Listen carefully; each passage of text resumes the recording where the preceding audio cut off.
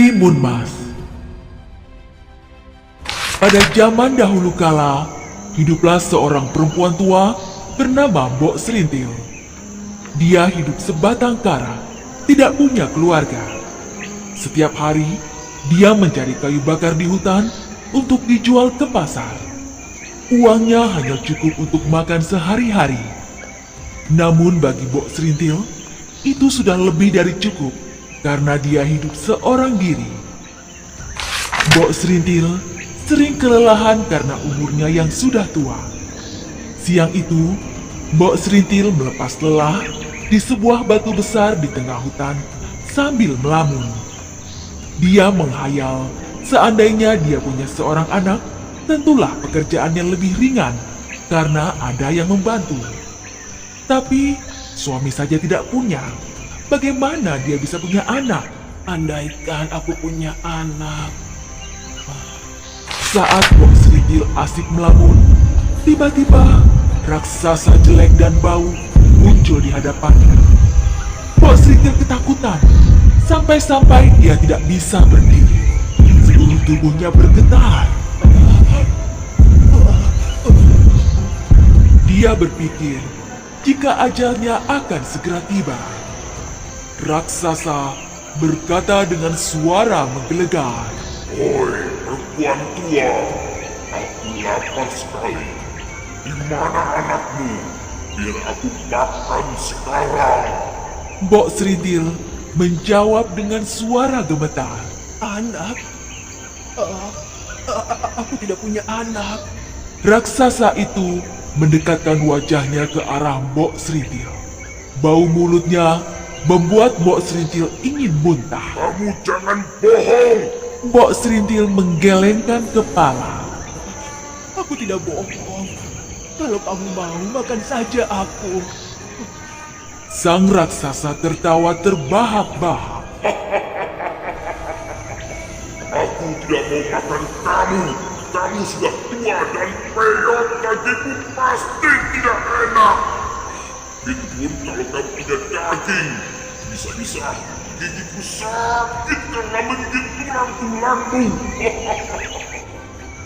Kemudian, raksasa itu memberikan sebuah kantong kecil berisi biji timun. Tanamlah biji-biji timun ini. Mereka akan tumbuh dan berbuah.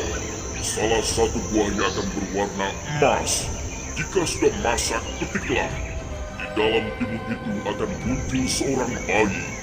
Rawatlah dia dan beri makan dengan cukup agar dia tumbuh sehat. Saat dia berumur 6 tahun, aku akan datang dan menagih anak itu. Dia pasti akan menjadi santapan paling enak. Paham? Mbok Serintil menerima kantong itu. Sekarang, pergilah. Bentak raksasa itu. Baiklah, aku akan pergi. Suaranya yang keras membuat Mbok Serintil lari terbiris-biris.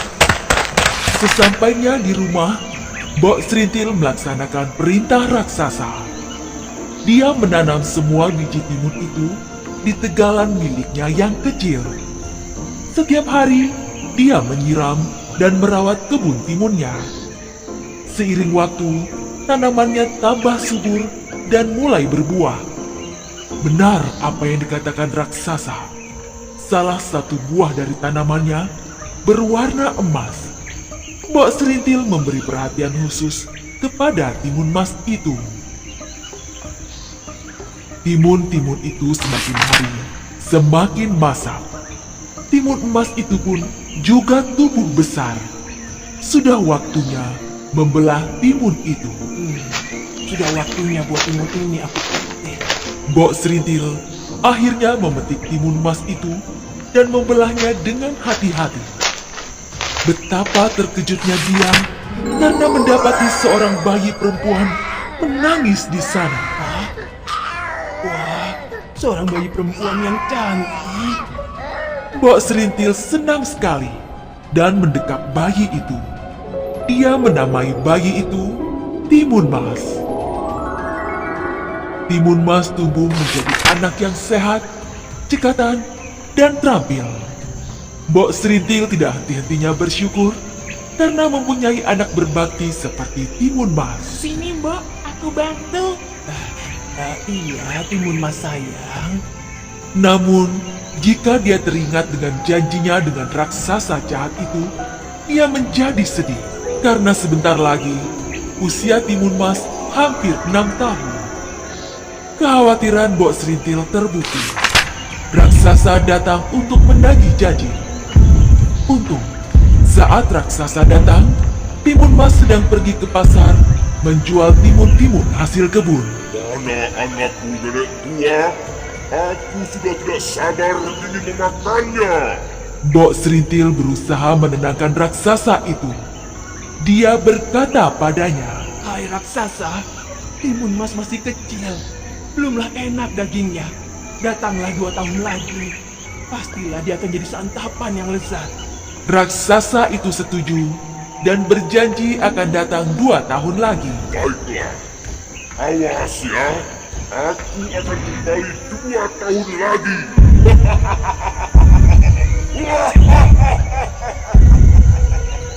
Mbok Serintil terus memikirkan nasib anaknya. Akhirnya, suatu malam dia bermimpi. Dalam mimpinya, ada seorang pertapa yang menyuruh Timun Mas pergi ke atas gunung. Suruhlah Timun Mas menemui saya. Baiklah, akan aku sampaikan kepada anakku Timun Mas. Mbok Serintil mengikuti pesan dalam mimpinya. Dia menceritakan semua pada Timun Mas tentang janjinya dengan raksasa. Mbok Serintil menyuruh Timun Mas pergi ke tempat pertapa itu berada. Timun Mas anakku, hati-hati ya sayang. Terima kasih, Timun Mas, pamit dulu ya. Timun Mas yang patuh segera menuruti perintah ibunya. Dia menemukan rumah pertapa itu dan menceritakan semua kepadanya. Sang pertapa lalu memberinya 4 kantong yang hanya boleh dibuka jika Timun Mas dalam keadaan bahaya. Timun Mas, ini kakek bawakan 4 kantong benda untuk menyelamatkanmu dari raksasa jahat itu. Terima kasih, Kek. Timun Mas pamit pulang dulu ya. Timun Mas pulang ke rumahnya. Namun, saat sampai di rumah, alangkah terkejutnya. Karena sang raksasa sudah menunggu. Mbok Serintil segera berteriak. Hah? Raksasa itu sudah datang. Aku takut. Lari Timun Mas, lari selamatkan dirimu. Timun Mas segera berlari. Sang raksasa menjadi marah dan mengejarnya. Timun Mas teringat pesan sang pertapa. Sebaiknya aku buka kartu yang pertama sekarang. Dia membuka kantong pertama yang ternyata isinya adalah biji timun. Gadis cilik itu menebarkan biji itu dan dalam sekejap muncullah kebun timun yang luas dan berbuah ranum. Perhatian raksasa segera teralih. Dia memakan timun yang segar dan ranum itu sampai lupa kepada Timun Mas. Namun, saat timun habis, raksasa itu teringat akan Timun Mas dan mengejarnya kembali. Gadis kecil, jangan lari. Sang raksasa semakin dekat. Timun Mas menyebarkan isi kantong tua yang ternyata berisi jarum. Aku sebarkan saja jarum-jarum ini sekarang. Hup! Dan muncullah hutan bambu yang lebat dan runcing. Apa ini? Au! Au!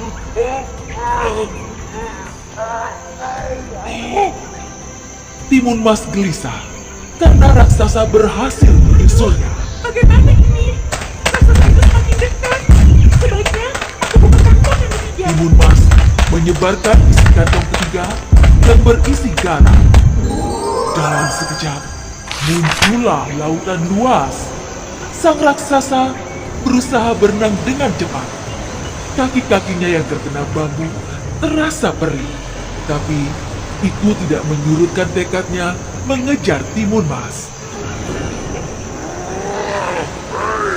Jangan lari, Timun Mas. Hanya tinggal 1 kantong terakhir.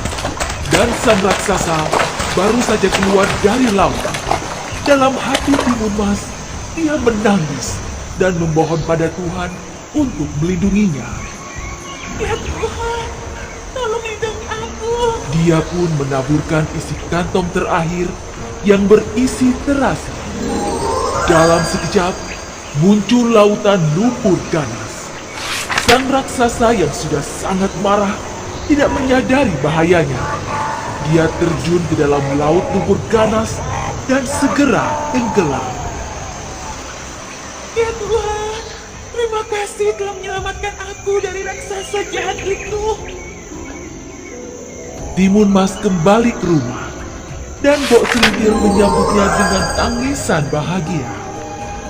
Mereka pun hidup bahagia berdua sebagai ibu dan anak yang saling mengasihi.